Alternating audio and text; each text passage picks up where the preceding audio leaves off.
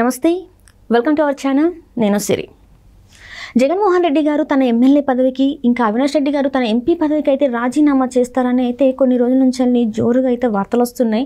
అయితే ఎందుకు మరి ఈరోజు రాజశేఖర రెడ్డి గారి జయంతి సందర్భంగా ఇడుపులపాయలో అయితే అలాంటి డెసిషన్ తీసుకుంటారు, ఇంకా సంచలన నిర్ణయం తీసుకోబోతున్నారు అని చెప్పేసి అయితే మరి వార్తలు వచ్చాయి. కానీ ఎందుకు అలాంటి నిర్ణయం తీసుకోలేదు ఏంటి అనేది మనకు వివరించడానికి ఈరోజు మనతో పాటు ఉన్నారు ప్రముఖ రాజకీయ విశ్లేషకులు కిలారు నాగార్జున గారు. నమస్కారం సార్. నమస్తే అమ్మా. సార్, నిన్నటి వరకు కూడా చూస్తుంటే ఇంకా జగన్మోహన్ రెడ్డి గారు రాజీనామా చేస్తారు, అవినాష్ రెడ్డి గారు కూడా రాజీనామా చేస్తారని చెప్పేసి ఆల్మోస్ట్ అయిపోయింది, ఇంకా నిర్ణయం తీసేసుకున్నారని చెప్పేసి వచ్చిన వార్తలు.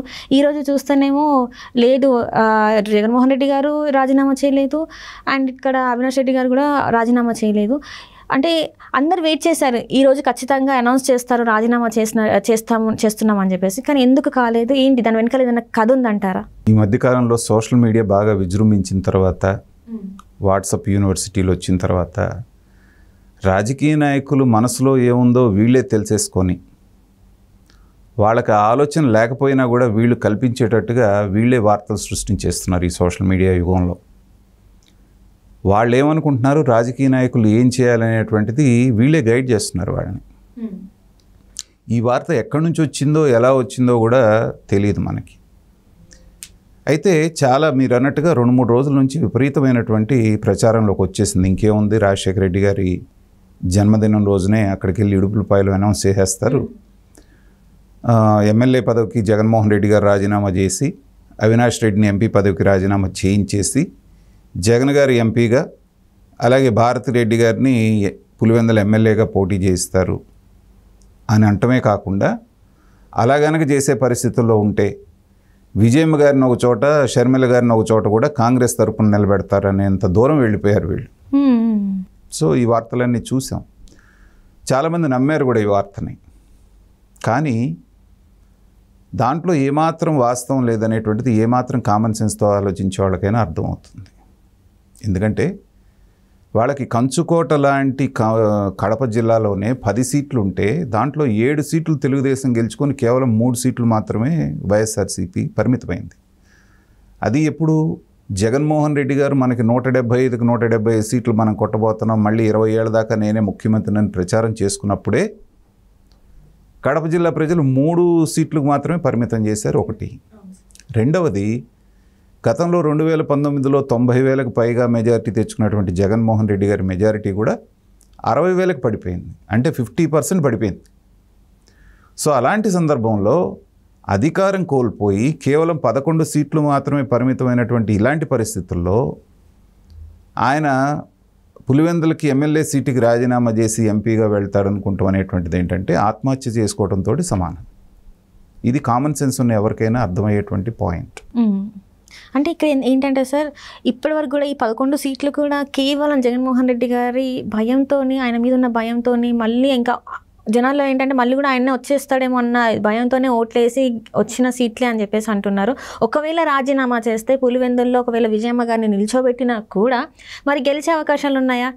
అంటే ఆల్రెడీ టీడీపీ వేవ్ ఉంది, కూటమి వేవ్ ఉంది, మరి ఈ వేవ్లో మరి కొట్టుకుపోయే అవకాశాలు ఎక్కువ ఉన్నాయా, లేకపోతే నిజంగా గెలిచే అవకాశాలు ఎక్కువ ఉన్నాయా? అదేనమ్మా, ఇప్పుడు అన్ని రకాల హంగులు మీరు అధికారంలో ఉండి జరిగినప్పుడు, ఎలక్షన్ ఆపద్ధర్మ ముఖ్యమంత్రిగా మీరుండి జరిగినప్పుడే ఇలాంటి రిజల్ట్ ఉంటే, ఇవాళ ఏమీ లేదు, మీరు కనీసం ప్రతిపక్ష నాయకుడు హోదా కూడా లేదు, కేవలం అందరు ఎమ్మెల్యేలతో పాటు ఒక ఎమ్మెల్యే మీరు, కాకపోతే ఒక మాజీ ముఖ్యమంత్రి అనే ట్యాగ్ ఒకటి ఉంది. అలాంటి సందర్భంలో మీరు గనక రాజీనామా చేస్తే ఓడిపోయే ప్రమాదం ఎక్కువ ఉంది. ఒకటి. ఇదంతా కూడా ఏంటంటే ఊహాజనితమైనటువంటి వార్తే, కానీ అయినా కూడా ఒకవేళ జరగడానికి అవకాశం ఉంటే పరిస్థితులు ఎలా ఉంటాయి అనేటువంటిది మనం అనుకున్నాం. రెండవది, అవినాష్ రెడ్డి మొన్న అందరూ 25 మంది ఎంపీలు పోటీ చేస్తే కేవలం 4 గెలిచారు వైఎస్ఆర్సీపీ తరఫున. దాంట్లో అవినాష్ రెడ్డి గారు ఒకళ్ళు. మరి జగన్మోహన్ రెడ్డి గారు నా కోసం నువ్వు త్యాగం చేసి రిజైన్ చేయమంటే అవినాష్ రెడ్డి గారు చేస్తారా? ఎందుకంటే తన మీద కూడా కేసు ఉంది కదా, మరి అది ఇది ఉంటేనే, ఈ పదవి ఉంటేనే దాని నుంచి తప్పించుకోవడానికి అవకాశం ఉంటుంది. పొద్దున నీకు ఏ పదవి లేదు, నేను పక్కన పెట్టేస్తాను, నువ్వు రాజీనామా చెయ్యి, నేనేమో నీ ప్లేస్లో పోటీ చేస్తాను, మా ఆవిడేమో నా ప్లేస్లో పోటీ చేస్తుందంటే అవినాష్ రెడ్డి ఒప్పుకుంటాడా? ఎందుకంటే కనీసం ఎంపీ పదవి అనేది ఒకటి ఉంటే ఏంటంటే అదొక కొంచెం వెసులుబాటు ఉండడానికి అవకాశం ఉంటుంది. అయినా పెద్ద ఉపయోగం ఉండదు. అయినా కూడా ఏంటంటే ఒక ఎంపీ పదవి. అలా కాకుండా నువ్వు సాధారణమైన కార్యకర్తగా ఉంటే ఎన్ని రకాల ఇబ్బందులు ఉంటాయో అతనికి కూడా తెలుసు. కాబట్టి లాయల్గా మీరు అధికారంలో ఉన్నంతసేపు లాయల్గా ఉండటం అనేటువంటిది వేరు. మీ అధికారం పోయిన తర్వాత మీ వాళ్ళే మీ మాట ఎంతవరకు వింటారు అనేటువంటిది ప్రశ్నార్థకం. సొంత ఇంట్లోనే తండ్రి మాట కొడుకులు వింటం లేదు, తల్లి మాట ఆడపిల్లలు వింటం లేదు. అలాంటిది మీరు చేసేయమంటే చేసేస్తాడా? పైగా జగన్మోహన్ రెడ్డి గారి మనస్తత్వం మనం చూసాం. ఆయనకి చెల్లి లేదు, తల్లి లేదు, తండ్రి లేదు, బాబాయ్ లేదు. ఎవరైనా సరే తనకు అడ్డం వస్తున్నారు అనుకుంటే నిర్దాక్షిణ్యంగా వాళ్ళని తీసి పక్కన పెడతారు. ఎంతవరకు నిజమో తెలియదు కానీ రాజశేఖర రెడ్డి గారు బతుకున్నప్పుడే రాజశేఖర రెడ్డి గారిని ఒక సందర్భంలో ఆయన మీద చేయి చేసుకున్నాడు అనేటువంటి వార్తలు కూడా వచ్చినాయి. వాళ్ళ బాబాయ్ మీద చేయి చేసుకున్నాడు. నువ్వు ఎంపీగా రాజీనామా చేస్తావా లేదా అని చెప్పేసి అని కొట్టాడు. ఇది అందరికీ బహిరంగ రహస్యం. అలాగే ఆస్తిలో వాటా అడిగినందుకు చెల్లిని మెడకాయ పట్టుకొని గోడకేసి కొట్టాడని స్వయంగా షర్మిల గారే చెప్పారు. అలాగే తల్లిని ఎంత అవమానకరమైన రీతిలో ప్లేనరీలో అధ్యక్ష పదవి నుంచి తొలగించి పంపించారో మనం చూసాం. సో నీకోసం నిర్దాక్షిణ్యంగా నీ కుటుంబ సభ్యుల్ని నువ్వు దూరం చేస్తున్నప్పుడు నీకోసం నీ కజిన్ అయినటువంటి అవినాష్ రెడ్డి నువ్వు చేయగానే చెప్పగానే చేస్తాడనేటువంటి అవకాశం ఎక్కడ ఉంటుంది? కాబట్టి ఇవన్నీ కూడా ఊహాజనితమైనటువంటి వార్తలు, ఎవరి సంతోషం కోసం వాళ్ళు చేసుకునేవి.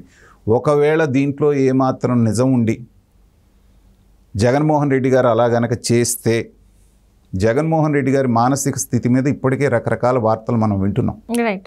ఏమని లండన్ మందులు వాడతారు, ఆయనకి మానసిక స్థిరత్వం లేదని కొంతమంది ఇంకో 2 అడుగులు ముందుకేసి ఇంకో పదం కూడా వాడుతున్నారు. మనం ఆ పదాలు వాడడం, ఎందుకంటే సంస్కారవంతంగా మాట్లాడతాం కాబట్టి. సో అలాంటి సందర్భంలో ఇలాంటి పిచ్చి పని కనుక చేస్తే ఖచ్చితంగా జనాలు అనుకున్నట్టుగా మీకు ఆ రుగ్మత ఉన్నది అని మీకు చెప్పకనే చెప్పినట్టు అవుతుంది. మతిస్థిమితం సరిగ్గా ఉండి మానసిక సమతుల్యం ఉన్నటువంటి ఎవరూ కూడా ఇలాంటి నిర్ణయాలు తీసుకోరు. ఇలాంటి నిర్ణయాలు కనుక తీసుకుంటున్నారు అంటే ఏంటంటే వాళ్ళ మానసిక స్థితి సరిగ్గా లేదనేటువంటిది వాళ్ళే నిర్ధారించినట్టు అవుతుంది. కాబట్టి కాస్తో కూస్తో ఇంకా విఘ్నత ఆయన దగ్గర మిగిలే ఉంటుందని నేను భావిస్తున్నాను. అలాంటి విఘ్నత ఉన్నప్పుడు ఇలాంటి నిర్ణయాలు తీసుకునేటువంటి అవకాశం లేదు. ఒకవేళ తీసుకుంటే తన చేతితోటి తన గోయి తానే తవ్వుకొని తన మీద తనే మట్టేసుకున్నట్టుగా మనం భావించవచ్చు.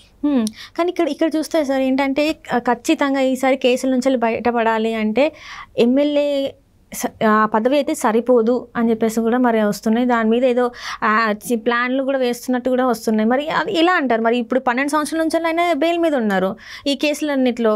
మరి ఇప్పుడు తను జైలుకి వెళ్ళే పరిస్థితి, లేకపోతే ఇంకా మరి సెంట్రల్ నుంచి తనకి సపోర్ట్ దొరికే పరిస్థితి?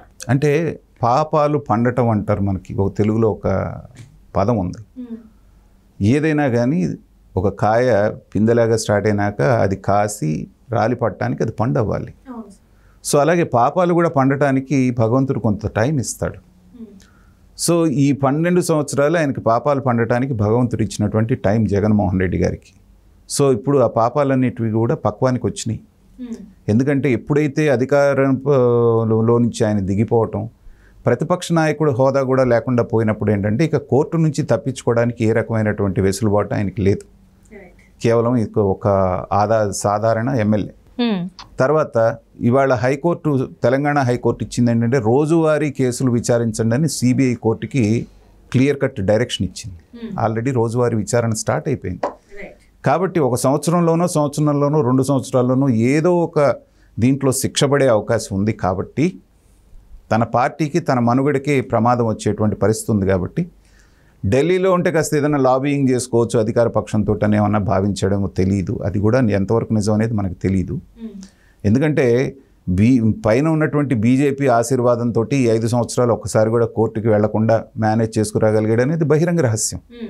కాబట్టి ఇలాంటి వాటిని తప్పించుకోవాలంటే జగన్మోహన్ రెడ్డి గారి ముందున్నటువంటి ఏకైక ఆప్షన్ ఏంటంటే ఆయన పార్టీని తీసుకెళ్ళి బీజేపీలో కలిపేసుకోవటం.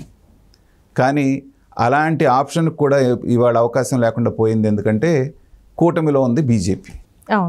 అలాంటి దానికి ఇటు పవన్ కళ్యాణ్ కానీ అటు చంద్రబాబు నాయుడు గారిని ఒప్పుకోరు. కాబట్టి ఇవాళ జగన్మోహన్ రెడ్డి గారి పరిస్థితి ముందు నుయ్యి వెనక గొయ్యి అన్నట్టుగా తయారైంది.